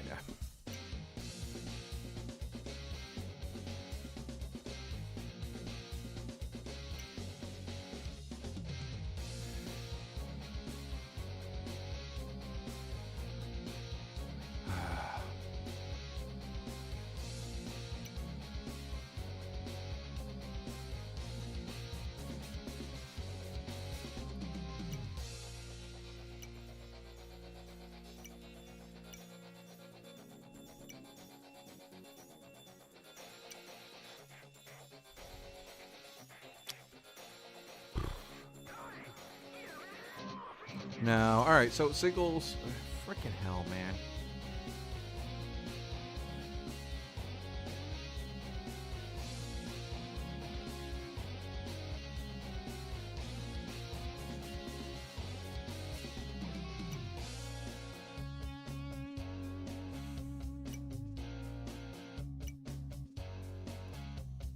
Bruno. Bobo. And Ernie Ladd versus... No, Ernie Ladd's not gonna... He's gotta take time off. Bruno and Bobo versus... and Bobo and... Okay. Versus Gorilla, Killer, Kowalski, and Boris Malenko. Good. We're gonna book that, and hopefully this is a great main event.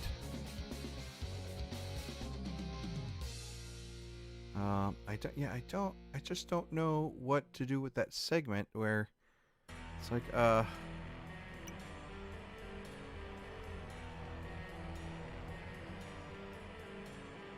it's backstab and I can't do it.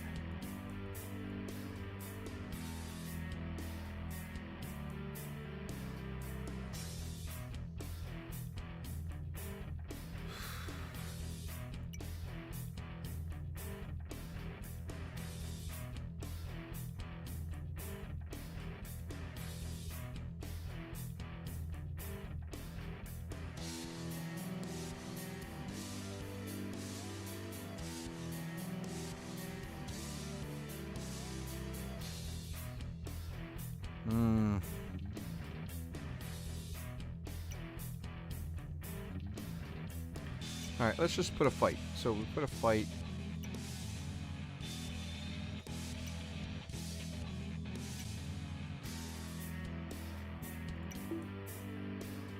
Alright, now. So fight. There. It's probably gonna go off like horribly. Alright, but what are you gonna do? So I got 3 left now. My God.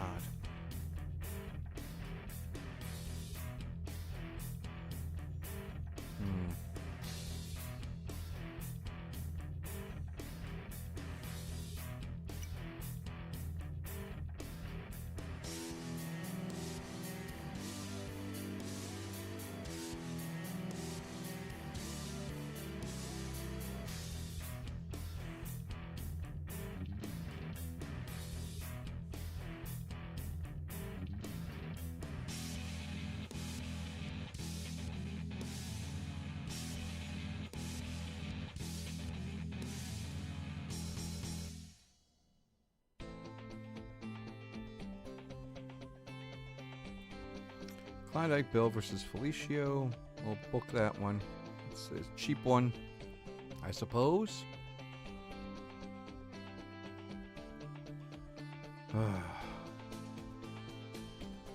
Two left.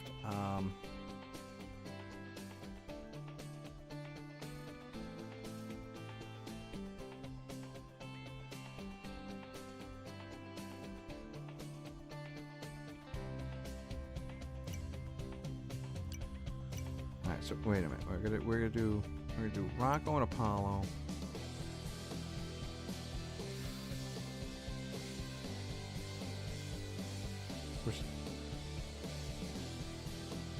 Yeah, versus the Blackjacks, right? Okay.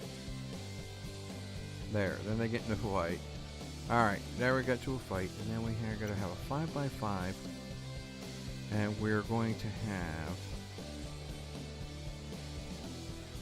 the Sheik Blue Albano. Oh, wait a minute. No. Wahoo. Scaland.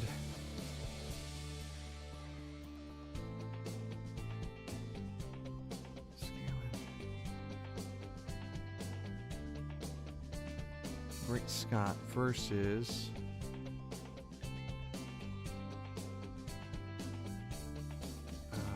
Ray St. Clair, Hefferman Costello.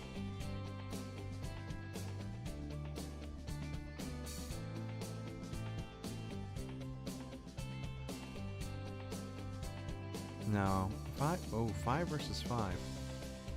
No, we're going to do 3 versus 3. Sorry about that. We are going to do Wahoo and the tag champs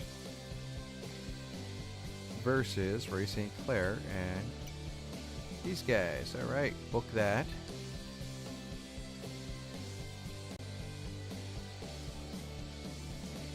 New challenger and I'm above you. There we go. That's beautiful. Beautiful. So we got that one.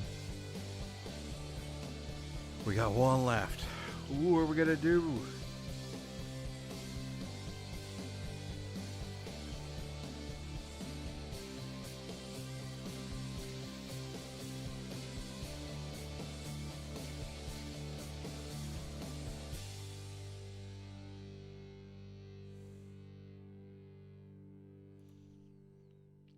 Do the Sheik versus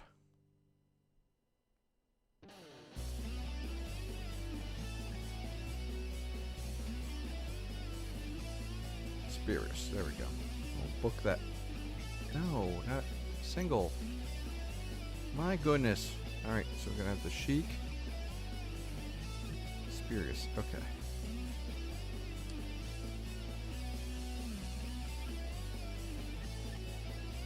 I don't even know if this feud package is going to be of any. It's going to be good. All right, but we're gonna play it out. You only get it by learning, right? You know. Very easy. Klondike Bill's going to beat Feliciano. Builds them up. Almost a 3-star match. Not quite. Blackjack. Okay, so add finish here.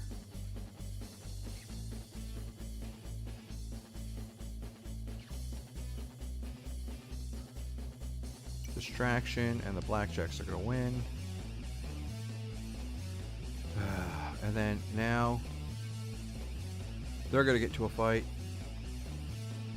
There we go.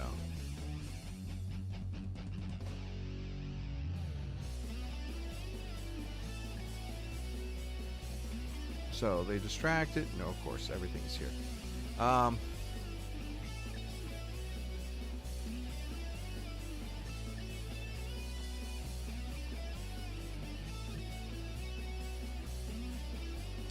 These guys are going to win. Boring spots. For crying out loud. Feud between Ernie Ladd and Buddy Rogers. Alright, so how'd that work? 4 stars, okay. And then the Sheik's going to win here. Not even a 3-star match. And these guys are going to win. And this worked with the crowd. Okay, good. All right. So I think we got everything going. Loves training.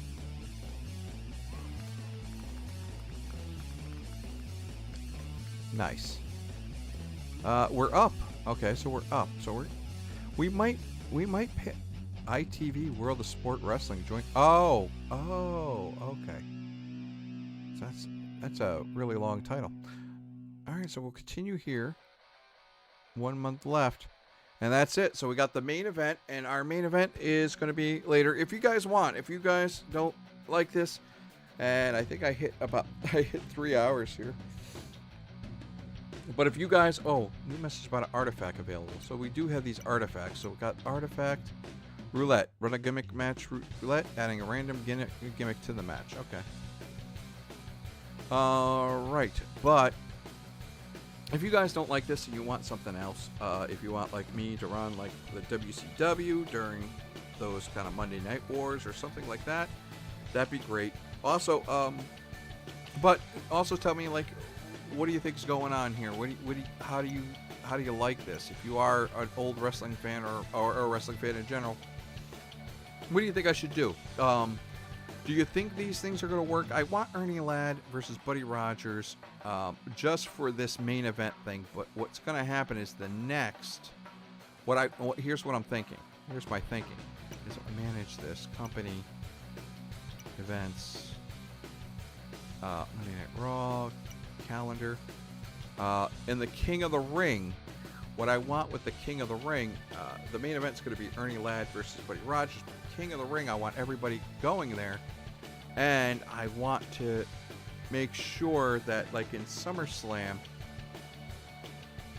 because we only have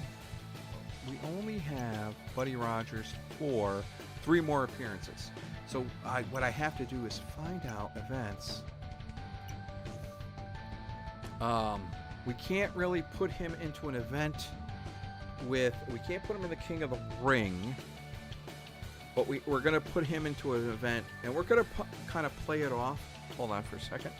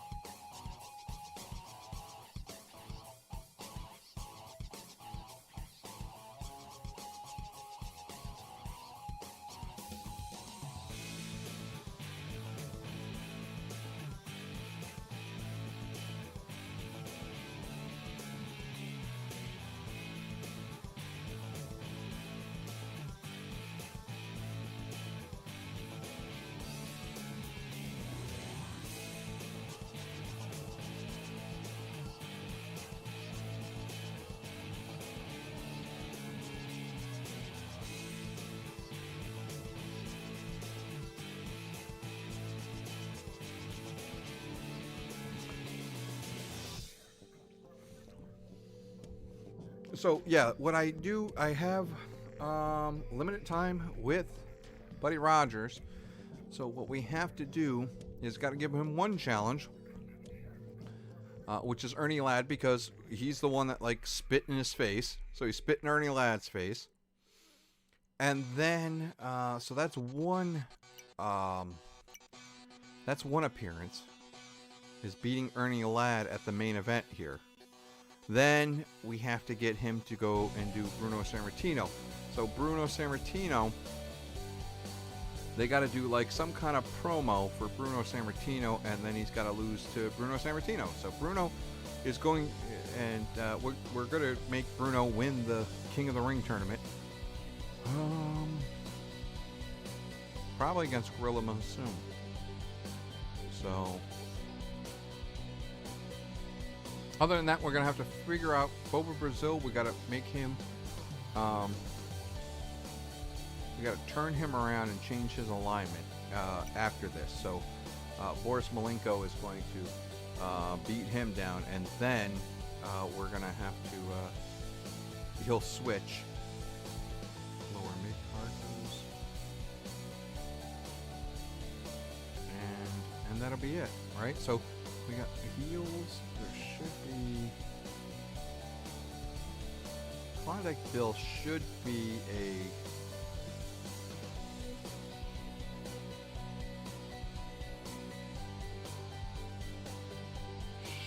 a jabroni on the bottom there. I think. We'll have to figure that out. But other than that, I think that's good. I think we did really good. Ox Baker, I cannot believe Ox Baker is a fan favorite with a heart punch. All right, so we'll do the main event. Thank you, and I hope you're having a wonderful day. If you are not, then I hope you find the strength to beat it back and start having good days. Now get off my interlaw.